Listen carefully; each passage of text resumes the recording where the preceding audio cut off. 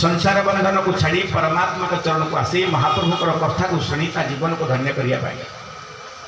जेते प्रभु कृपा करती महाप्रभुकर अपार करुणा हुए से जीव संसार बंधन को छाड़ी महाप्रभु पाखे व्याकुल हुए तो प्रभु कथा को कान में पकईक जीवन को धन्य करने हाँ कि नहीं मामले एथर आसे आज प्रभु कथा को आ बाह्य जगत मन को विच्छिन्न कर पारमार्थिक भाव में पड़जा तेणिक माइक्रोफोन जहाँ भक्ति भक्ति ईश्वर शरण में जा आज सुंदरकांड शुणा आरंभ करवा आप जमार व्यस्त हे आम समस्ते कहूँ भगवान शरण में जाओ हाँ कि नहीं मामा मुंड हलुन ना भी कहीं शरण में जा बोले कौन हम आम लाभ आपण मैंने भी शरण में पलि ये शरण में आम कहीं आसचे भगवान कृष्ण उद्धव को कहले उद्धव जे मो शरण में पलि आस तार लाभ ये हुए मो पाखे जागतिक संसार भीतर जिते सुख सब ता चरण को शरण को पड़े जाए ना बुझेगानी जे मो शरण को पलि आसे मोर सब द्रव्य सब सुख तार जहाँ सुख हम से जिन मुझे दिए सी सब ता शरण को पड़ जाए से एकादश 15 से बढ़िया कथा कहले उद्धव रे आ उद्धव हाथ को जोड़ी माँ आनंद रे प्रेमास झरई शुणुता सुखदेव कहले परीक्षित भगवान कथा को शुणिला बेले संसार मन को काढ़ी मो पाखे दे मु एका आसी एका जीवी मु एका एका हुई हारिली केते जितली केते हिसाब निकास रोड़ा ना ये संसार को एका आसी मो संगे भी कहीं जीवेनी उद्धव कांदी थे कहले प्रभु तमें पलैब संसार छाड़ी भगवान कहले जातस्व ही ध्रुव मृत्यु समस्त जीवा दिने उद्धव एले महाप्रभु तत्ते न देखी नरहरी जीवन न पारि धरी तत्ते न देखिक बंची पारि प्रियतम प्रभु तो उद्धव कौन चाहूँ कहले मत भी सांगे नियो कृष्ण कहले उद्धव जो दिन तू आसी मो सांगे आसलु ना एकुटी आसलु कहले मु एका आसी जदि एका आसी मो सांगे जीव केमिका ताहले प्रभु कौन करी कहले मो शरण में जाए तू जहाँ चाहूँ प्रत्येक दिन मत देखा चाहूँ तो कहले हाँ कहले मो शरण में जा मु शयने सपने अबाजागरण तक देखदेवी अरे संसार भीतर मोर मृत्यु ना मुझे पाई तो पानी में बुड़िला बेले स्नान कला बेले मुझे देखादेवी अकुट को देखादेला तो रात शोला बेले मुझे स्वप्न देखादेवी खाली मो शरण में चली आ कि लोड़ा ना शरणार्थी बड़ संपत्ति आ संसार भीतर किसी ना ठीक है से कहते जपसे मोहर चरणे गोविंद सर्व संपद तुच्छ मणे गोविंद गोविंद गोविंद गोविंद गोविंद सदु बड़ुची मकरंद गोविंद प्राण छाड़े मोर हिते गोविंद ताको मो छाड़ी बिके मते गोविंद गोविंद गोविंद गोविंद सदु बड़ुची मकरंद गोविंद प्राण छाड़े मोर हिते गोविंद ताको मो छाड़ी बिके मते गोविंद गोविंद गोविंद गोविंद सदु बड़ुची मकरंद बोले प्राणनाथ कंद भगवान की हरि नाम संकीर्तन की प्रेम से हरि बोलो हरि सहित बुलंदे हरि बोल या माँ मान हुड़हुड़ी बहुत आनंद लगा कि भाई मान सुख दाई बही गोटे बढ़िया कि हरिबोल टे दिखाँ प्रेम हाथ देखिक हरिबोल टे हो हरिबोली बोलवा अर्थ हूँ हरिकर बोल करने बस प्रेम देवा बुलंदे कवा जाए हो देखिए केते आनंद लगुच दिया कथा शुणला बेले हाथ देखीदे अर्थात प्रभु तोर या तो कहते समर्पण या समर्पण अर्थ कौन आम कान शुणी समर्पण आम देहरे आम अंग प्रत्यंग आम शिरण आम भावन आसलानी सी समर्पण आ ये समर्पण गले लाभ कौन हम ना खाली कौन तुम जिन मो पाक पलि आस प्रभु भगवान कहले कृष्ण कहले ना आहरी भी अनेक लाभ अच्छी सबू लाभ तो तुम उद्धव कहीपरि किंतु मो शरण को जी आसे मो कथा को जी व्याकुल शुणे मोटामोटी 5टा जिनस मुझे बुझिपारे मैम नहीं केतटा लाभ हुए तार 5टा लाभ हो कहले प्रभु आपण को शरण को बोले 5 लाभ कहले हां कहले कौन लाभ प्रभु कहले भगवत वार्तास्य श्रुतवानस्य पंचलाभा भवन्ति जथैव निर्भयता संदेह शून्यता भगवत प्राप्ति सर्वत्र ब्रह्म दर्शनं परम प्रेमानुभूतिश्च ये 5टा कथा को आरंभ करी सारिकी आपको सुंदरकांड को देवी आम समस्त 5टा कथार आवश्यकता अच्छी ना आपण कहे शरण गले कौन मिल कथा को शुणिले लाभ कौन मिल कहले 5टा लाभ मिल जहाँ आम निहाती आवश्यक आप कहे एक कौन कहले जथैव निर्भयता आम निर्भय हो बुझिपारे प्रत्येक मुहूर्त के अजना अच्छपालू भय टी आमको डराऊँ ना डरुनी पुलिस गाड़ी हॉर्न बाजी बोली आम टे डर जाऊँ कहीं मत खोजुनी तो फिर आम तो किसी करूनी पुलिस आमको कहीं ना फिर भी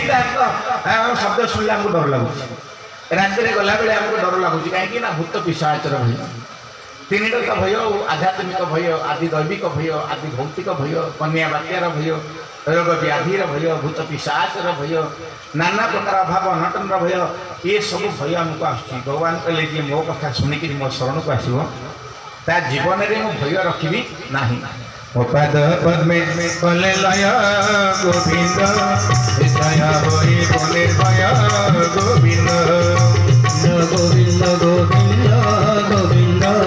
पद बड़ुती गोविंद पाद पद्मे कले लय गोविंद निर्भय गोविंद गोविंद गोविंद गोविंद गोविंद पद बड़ुती गोविंद बोले दयानंद कंद भगवान की एक में कौन है मैंने फिर पठरे कहतु ना निर्भय हो महाभारत युद्ध होगापी आउ केतेटा दिन मात्र बाकी अच्छी आपण मैंने शुणी से कथा मुझे गोटे उदाहरण दूसरी एक आउ केतेटा दिन अच्छी महाभारत युद्ध हम प्रभु श्रीकृष्ण टे चित्त होकर शोचती बासभवन में युधिष्ठिर सहित दुर्योधन ये उभय विचार कले युद्ध पूर्व टे कृष्णकर सहायता लड़ू आ शोते अवस्था प्रथम दुर्योधन पाखे पहुँचले कृष्ण देखिले कृष्ण शोचती शोवा लोक को तो उठाती दुर्योधन अहंकारी ही करती मूर्ख तो नुहे ना तेणु प्रभु जो चित्त होकर शोते माँ बढ़िया कर शुणु माँ जी पछे बस समर्पणर कथार निर्भय कथा केमिका मुंड पाखे सेमतिया बसले दुर्योधन कहले कृष्ण उठिले मोर जहाँ इच्छा जो इच्छा आसी कहि मुंड पाखे बसले घंटाटे पर युधिष्ठिर महाराज भी आसिक पहुँचले देखिले दुर्योधन मुंड पाखे बस कृष्ण सहित चित्ती आ शयन अवस्था उठेबी कि प्रभु को तेणु से प्रभुंर पाद तले बसिले हाँ कि नहीं माँ पाद तले बसिले युधिष्ठिर को पाद तले देखिकी दुर्योधन हसिले कहीं बसले पिले ऊपर बस आसला आसल आसल ये आस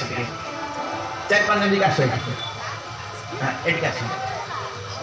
आस ये आस डेक आस आस गोटे जिनस देवी बोले श्री जगन्नाथ स्वामी की जय तेणु दुर्योधन जेहेतु अहंकारी तेणु से युधिष्ठिर को देखिए हसिले कहीं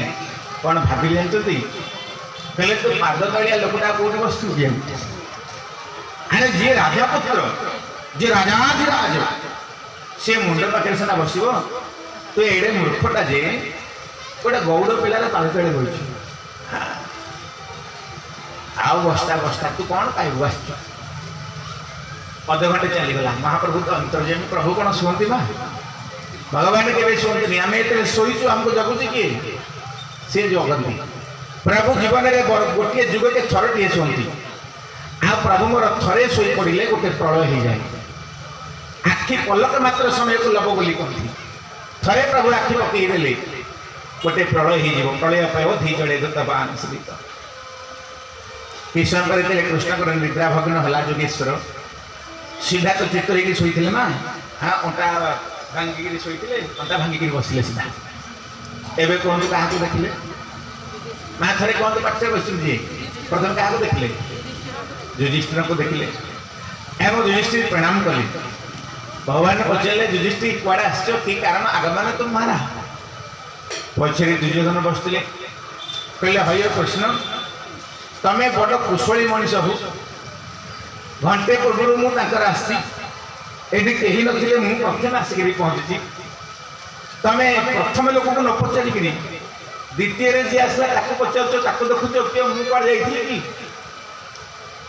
ଆଉ ଆମର କୃଷ୍ଣ ଚାହିଁଲେ, କହିଲେ ଦୁର୍ଯ୍ୟୋଧନ ତମେ କେତେବେଳେ ଆସିଛ ମୁଁ ଜାଣିନି। ଠିକ ଅଛି କୁହ କୁହ। କହିଲେ ପ୍ରଭୁ ମୁଁ ଆଗେ ଆସିଛି, ଯୋଉ କାମ ମୋ କଥା ବୁଝନ୍ତୁ। ଭଗବାନ କହିଲେ ଠିକ ଅଛି, ତମେ ଦୁର୍ଯ୍ୟୋଧନ ତୁମ କଥା କହିପାର, ମାମା ମୁଁ 1 ନମ୍ବରରେ ଅଛି, ନିର୍ଭୟ ହେଇଯିବ। କହିଲେ ମୁଁ କିଛି ମାଗିବାକୁ ଆସିଛି ଆପଣଙ୍କୁ ସହାୟତା। କହିଲେ କି ସହାୟତା ମାଗ ତମେ? କହିଲେ ସହାୟତା ମୋର ଏଇଆ ହେଉଛି ପ୍ରଭୁ, ଏ ମହାଭାରତ ଯୁଦ୍ଧରେ ଆପଣଙ୍କର ମୁଁ ଶୁଣିଲି କ'ଣ 18 ଅକ୍ଷୌଣୀ ସୈନ୍ୟ ଅଛନ୍ତି। ଏ 18 ଅକ୍ଷୌଣୀ ସୈନ୍ୟକୁ ମୋତେ ଦିଅ। ପଦାତିକ ସୈନ୍ୟ, ଅଶ୍ୱାରୋହୀ, ଗଜାରୋହୀ, ଯେତେ ଅଛନ୍ତି ସବୁ ସୈନ୍ୟ ଗୁଡ଼ାକ ମୋତେ ଦିଅନ୍ତି। ମହାଭାରତ ଯୁଦ୍ଧ ମୁଁ ବିଜୟ ଲାଭ କରିବାକୁ ଚାହୁଁଛି। କୃଷ୍ଣ କହିଲେ ଆଉ କ'ଣ ଦରକାର କଣ, ଏକାବେଳେ ମାଗିନିଅ। କହିଲେ ମନେ ମନେ ଭାବିଲି ତ ସୈନ୍ୟ ଗୁଡ଼ାକ ନେଇଗଲେ କାମ ସରିଯିବ। କହିଲେ ନାଇଁ ନାଇଁ ପ୍ରଭୁ ମୋତେ ଏତିକି ଖାଲି କୃଷ୍ଣ ଦିଅ। କହିଲେ କିଏ ଅଛ? ଦୁର୍ଯ୍ୟୋଧନଙ୍କ ପାଇଁ ଏସବୁ ବ୍ୟବସ୍ଥା କରିଦିଅ, ଯାଅ ଦୁର୍ଯ୍ୟୋଧନ। ଦୁର୍ଯ୍ୟୋଧନ ସେଠି ଗଲେ, ନା ମାନେ ମୁରୁକି ହସିକିରି ଗଲେ ଯୁଧିଷ୍ଠିରକୁ ଯାଇକିରି କହିଲେ ଆଉ ଅଛି ଯେ ଜିତୁ। ବୁଝିପାରୁଛୁ ନା ନାହିଁ? ଯେଉଁମାନେ ଅହଙ୍କାରୀ ଲୋକ, ସେ ଧନ ସମ୍ପତ୍ତି ନିଜ ପଦ ପଦବୀକୁ ନେଇକରି ଭାବନ୍ତି ଯେ ଆମେ ସୁଖରେ ରହିବୁ। ସେ ଜାଣିପାରନ୍ତିନି ଭଗବାନଙ୍କ ପାଖରେ ସମର୍ପିତ ଲୋକର ଆନନ୍ଦ କେତେ। ଏଇ ଫ୍ୟାନ୍ଟା ବନ୍ଦ କରିଦିଅନ୍ତୁ।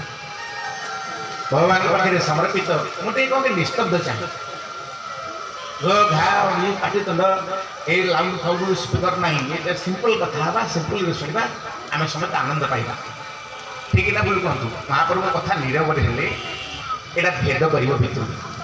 ମୋ ବିରକ୍ତ ହେବାର କାରଣ କେବଳ ଆଉ କିଛି ନାହିଁ। ଆମକୁ ନିରବ ଦରକାର, ଧକ ଧକ ଧକ ଧକ ଫୋନ୍ ହେଉଥିବ, ଇକୋ ଫିକୋ ଲାଗୁଥିବ, ସେ ଦରକାର ନାହିଁ। ସିମ୍ପଲ ଶୁଣିବା। ତ ପ୍ରିୟତମ ପ୍ରଭୁ ଦେଇଦେଲେ ଏବଂ ଦୁର୍ଯ୍ୟୋଧନ ପଳେଇଲା ବେଳେ ହସି ହସିକିରି ଗଲେ। ପ୍ରଭୁ ଚାହିଁଲେ ଏଥର ଯୁଧିଷ୍ଠିରକୁ, କହିଲେ ତାର ସିଏ ତ ସବୁ ନେଇକିରି ପଳେଇଲା, ମୋ ପାଖରେ ତ କିଛି ନାହିଁ, ମୁଁ ଏବେ ଶୂନ୍ୟ। ଆଉ ତମକୁ କ'ଣ ଦେବି ସେ ଭାବୁଛି, ମୋ ପାଖରେ ତ କିଛି ନାହିଁ ନା।